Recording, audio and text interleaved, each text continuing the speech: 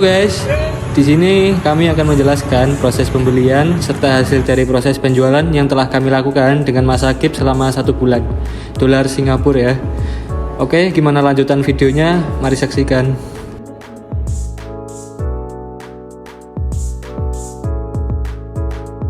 Prosedur membeli falas. Adapun langkah-langkah yang perlu dilakukan, yang pertama, pilih tempat pembelian falas yang terpercaya. Anda dapat membeli falas di bank, money changer, atau platform online terpercaya. Pastikan untuk memilih tempat yang memiliki reputasi baik dan penawaran kurs yang kompetitif. Kami memilih untuk melakukan pembelian di PT Dian Abadi Falas. Yang kedua, siapkan dokumen yang diperlukan. Dokumen yang diperlukan untuk membeli falas biasanya adalah kartu identitas diri, itu seperti KTP, SIM atau paspor, NPWP opsional, uang tunai atau kartu debit atau kredit. Yang ketiga, tentukan mata uang asing yang ingin dibeli.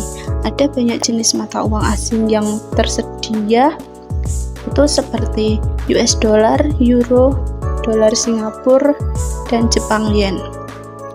Pilihlah mata uang asing yang sesuai dengan kebutuhan Anda.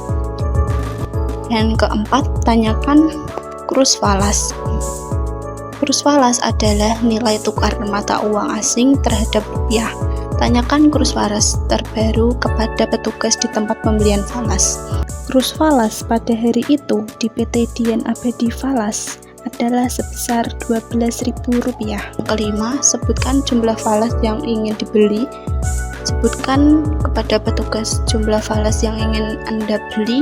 Petugas akan menghitung total rupiah yang harus Anda bayarkan. Dan yang keenam, lakukan pembayaran. Lakukan pembayaran sesuai dengan metode yang tersedia seperti uang tunai, kartu debit atau kredit, atau transfer bank. Kami melakukan pembayaran tunai sebesar Rp60.000. Dan yang ketujuh, terima falas yang Anda beli. Setelah pembayaran selesai, Anda akan menerima falas yang Anda beli. Pastikan untuk menghitung kembali jumlah falas yang Anda terima. Kemudian, saya akan menjelaskan mengenai masa keep falas serta analisis volatilitas kursnya. Setelah melakukan pembelian, kami melihat serta mengawasi tingkat kenaikan dan penurunan yang terjadi dalam periode 1 bulan terkait nilai tukar mata uang dolar Singapura terhadap rupiah. Dari hasil pengawasan kami terhadap kurs dolar Singapura selama 1 bulan, adapun hasilnya dalam bentuk kurva adalah sebagai berikut. Nah, dari kurva tersebut diketahui bahwa nilai kurs dolar Singapura secara berkala mengalami kenaikan dan penurunan. Kenaikan dan penurunan nilai mata uang Singapura tersebut disebabkan oleh beberapa faktor. Selama 1 bulan penuh tersebut, riwayat nilai tukar dolar Singapura terhadap rupiah Indonesia dengan data historis dolar Singapura ke rupiah dari Kamis 25 April 2024 sampai Kamis 29 Mei 2024 diketahui bahwa yang tertinggi terjadi pada hari Rabu tanggal 29 April 2024 dengan nilai yaitu Rp12.022. Dengan nilai terendahnya terjadi pada hari Jumat tanggal 3 Mei 2024 dengan nilai Rp11.819, serta rata-rata dari kurs selama periode ini 1 bulan tersebut yaitu sebesar Rp11.885. Selanjutnya ada prosedur menjual falas.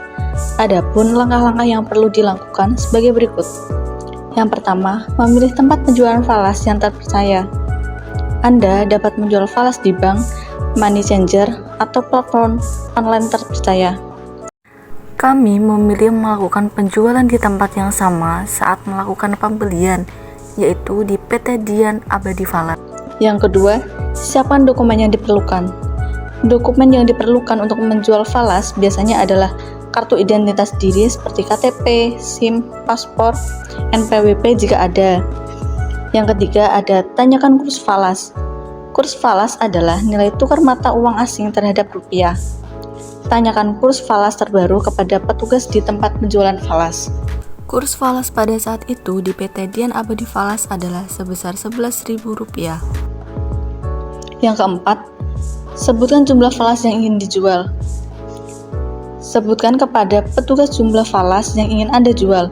Petugas akan menghitung total rupiah yang akan Anda terima.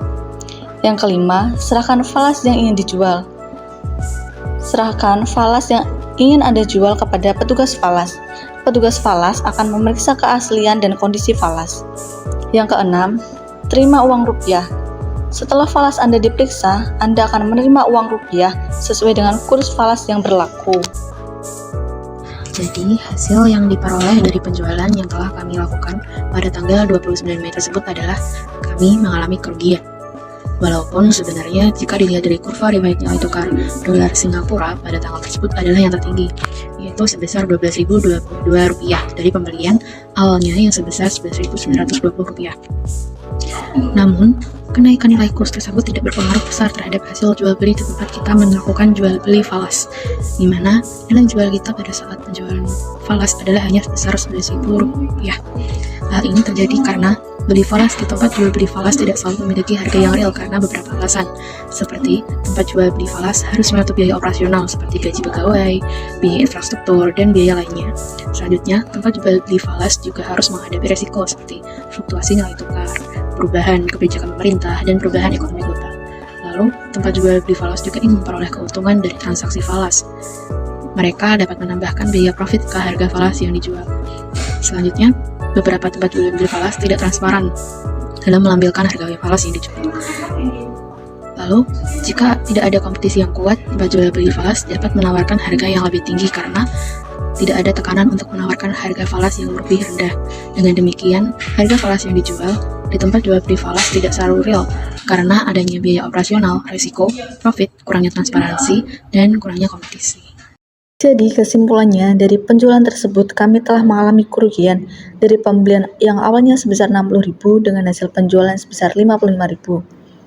Sehingga kami mengalami kerugian sebesar Rp5.000. Walaupun pembelian hari jual kami sudah sangat sesuai, di mana pada hari tersebut nilai tukar dolarnya meningkat sangat pesat. Namun, kenaikan tersebut tidak memiliki pengaruh besar terhadap hasil jual beli di tempat kita melakukan jual beli falas. Hal ini terjadi karena harga valuta asing di tempat jual beli falas tidak selalu realistis atau mengikuti nilai tukar karena adanya biaya operasional, risiko, keuntungan, dan kurangnya transparansi. Sehingga faktor ini menjadi salah satu alasan terjadinya kerugian dari penjualan falas dari kelompok kami.